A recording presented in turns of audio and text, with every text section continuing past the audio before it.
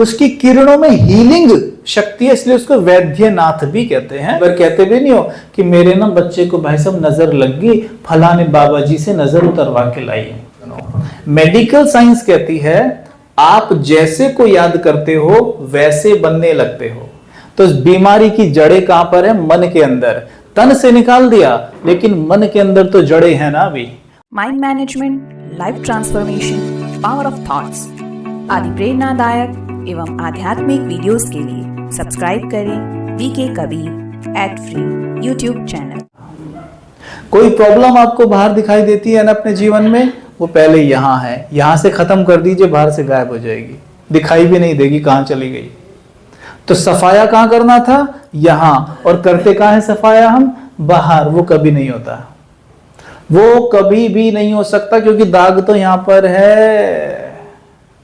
उदाहरण के तौर पर एक और उदाहरण सुन लो। जैसे आपने कई बार सुना होगा कि किसी को कैंसर जैसी बीमारी भी हो गई, डॉक्टर ने उसकी कैंसर को निकाल दिया, है ना। निकालने के बाद क्या कहता है? जरा ध्यान दीजिएगा जी, वापस भी आ सकता है। कहता है नहीं? आप उससे पूछते क्यों नहीं हो कि डॉक्टर साहब जब आपने निकाल दिया तो वापस क्यों आएगा? क्यों आएगा? वो इसलिए आएगा क्योंकि डॉक्टर साहब ने जो पेड़ है ना, पेड़ काटा है केवल जमीन की सतह से, पेड़ दिख नहीं रहा है, लेकिन पेड़ की जड़ें तो नीचे अभी हैं। तो इस बीमारी की जड़ें कहां पर है? मन के अंदर। तन से निकाल दिया, लेकिन मन के अंदर तो जड़ें हैं ना अभी, और वो जड़ें जाती हैं मेडिटेशन से। जब राजयोग मेडिटेशन करते हैं तो वो जड़ें निकल जाती हैं। ध्यान से सुनना जो बोल रहा हूं, जड़ें कैसे निकलती हैं। देखो, आत्मा का ज्ञान आपको मिल रहा है कि मैं एक आत्मा हूं, ठीक है। आत्मा में वो जड़ है। आत्मा कैसी होती है दिखने में? जैसे आकाश में सितारा चमकता है, ठीक वैसी ही आत्मा दिखाई देती है, और वो यहां बैठी हुई होती है। आपको आत्मा का ज्ञान जैसे ही मिला, ध्यान देना सभी मेरी बात पर, ध्यान से सुन लो सभी। जब खुद को मां समझती हो तो कौन याद आता है? बेटा। खुद को टीचर समझोगे तो कौन याद आएंगे? स्टूडेंट। खुद को बेटा समझोगे तो कौन याद आएगा? मां। ठीक है। खुद को बहन समझने पर कौन याद आएगा? भाई।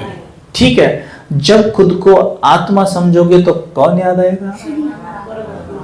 समझे? कौन याद आएगा? दूसरी बात सुनो, मेडिकल साइंस कहती है आप जैसे को याद करते हो वैसे बनने लगते हो।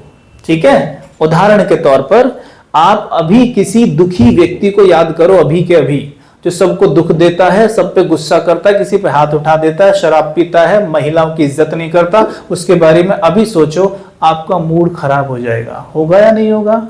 जैसे को याद किया वैसे बन गए। अब ऐसे व्यक्ति को याद करो जो सबकी मदद करता है, सबको आगे बढ़ाता है, बहुत प्यारा, बड़ा मीठा है, चेहरा कैसा हो गया? और वो कैसा है? वो परमात्मा, क्या कहते हैं उसके बारे में? वो तो प्यार का सागर है, प्यार का नाला भी नहीं है, वो पार का, शांति का, आनंद का। अगर उसे हम याद करेंगे तो हमारा चेहरा कैसा हो जाएगा? क्यों हो जाएगा? क्योंकि उसका प्रकाश आत्मा के ऊपर पड़ेगा, और प्रकाश पड़ते ही आत्मा की धुलाई हो जाएगी। समझे? जिसे दूसरे शब्दों में कई बार कहते भी नहीं हो कि मेरे ना बच्चे को भाई साहब नजर लग गई, फलाने बाबा जी से नजर उतरवा के लाई। कहते हो ना? मतलब क्या था ये? कि बच्चे को नेगेटिव एनर्जी, मतलब नकारात्मकता ने उसके मन को घेर लिया। मैं बाबा जी के पास लेके गई क्योंकि बाबा जी थोड़ी तपस्या करते हैं तो उनके पास शुद्धता है। तो महाराज जी ने थोड़ा उनके साथ बैठे और थोड़ा एक दो मंत्र पढ़े, बच्चे की नजर उतर गई। वो काम आप खुद भी कर सकते हो, किंतु हमें ऐसा लगता है जी हम कहाँ, क्योंकि हम तो दिन भर गाली गलौज और वैसी बातों में ज्यादा रहते हैं। फिर सास भी, कभी बहू भी तो देखना पड़ता है भाई साहब, नजर कैसे उतरेगी है? तो वो सब में हम काफी बिजी रहते हैं, तो नजर कैसे उतरेगी? तो ये बात है, समझ में आ रहा है? अब आगे फिर से वहीं पे आओ। तो जैसे हम परमात्मा को याद करते हैं, तो परमात्मा पता है कैसे है? जैसे सूर्य है, सूर्य का प्रकाश आ रहा है ना, सूर्य का प्रकाश आ रहा है, लेकिन अगर आप कमरे के अंदर बैठे होगे तो आपको प्रकाश मिलेगा उनका? नहीं मिलेगा। लॉ क्या है? आप कमरे से बाहर आओ तो आपको प्रकाश मिलेगा। वैसे ही ज्ञान सूर्य परमात्मा, परमात्मा को ज्ञान सूर्य भी कहते हैं, मतलब वो सूर्य की तरह परलोक में, परम धाम में चमकते हैं। ठीक है, उनका प्रकाश निरंतर आ रहा है, लेकिन उसे याद करने के लिए, उससे वो शक्ति लेने के लिए, उसकी धूप लेने के लिए आपको शरीर रूपी कमरे से बाहर निकलना होगा। मतलब ये संकल्प करें बस कि मैं ये शरीर नहीं, मैं एक आत्मा हूं, तो उसी वक्त समझ लीजिए कि आप इस कमरे से बाहर हो अभी, तो तुरंत आपको परमात्मा की किरणें मिलने लग जाएंगी। और राजयोग में क्या सिखाया जाता है कि आप कैसे उसके ऊपर ज्यादा देर तक एकाग्र रह सकते हैं। ठीक है, कैसे उसके ऊपर ज्यादा देर तक एकाग्र रह सकते हैं, यह राजयोग में सिखाया जाता है।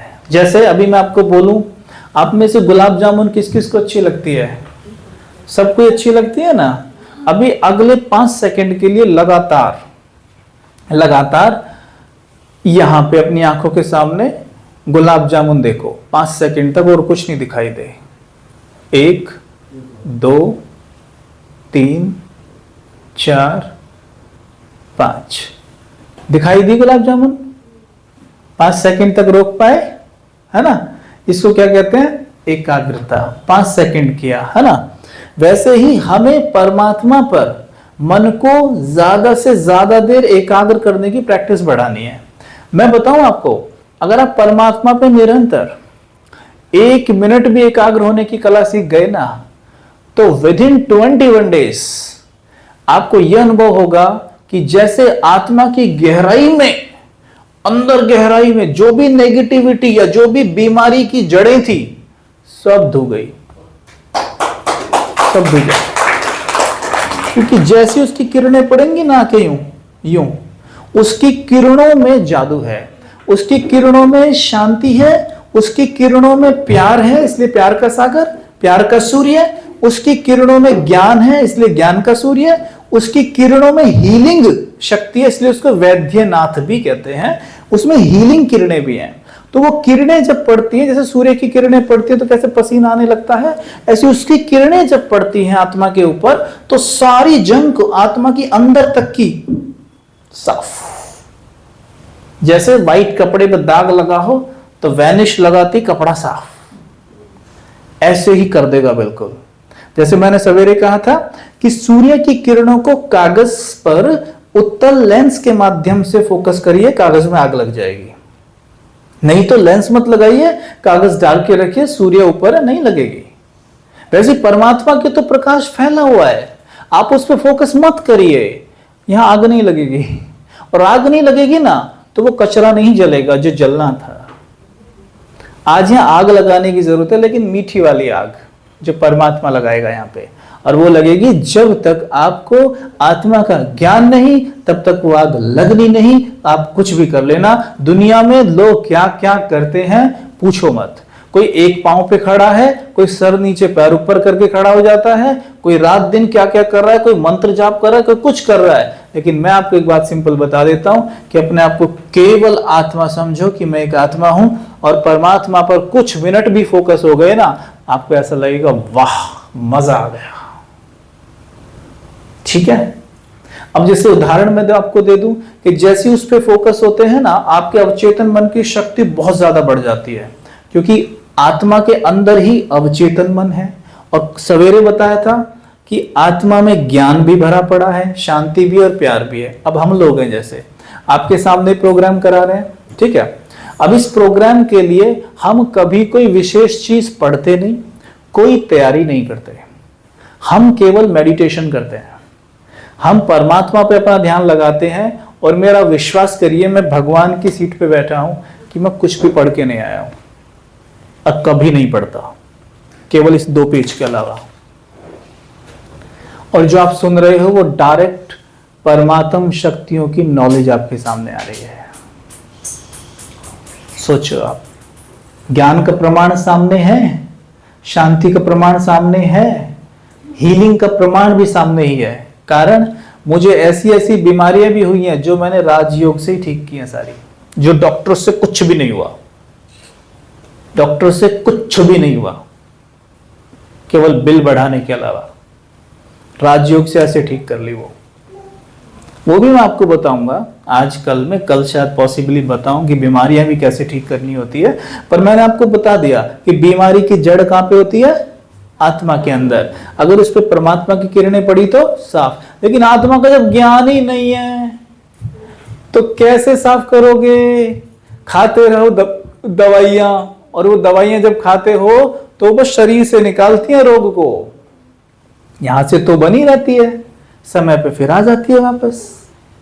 अरे डॉक्टर साहब कैसे, पिछले साल तो दवाई कर ठीक हो गई थी, एलर्जी फिर कैसे हो गई? होता है ना, कैंसर जैसी बीमारी वापस लौट के आती है। क्यों आई?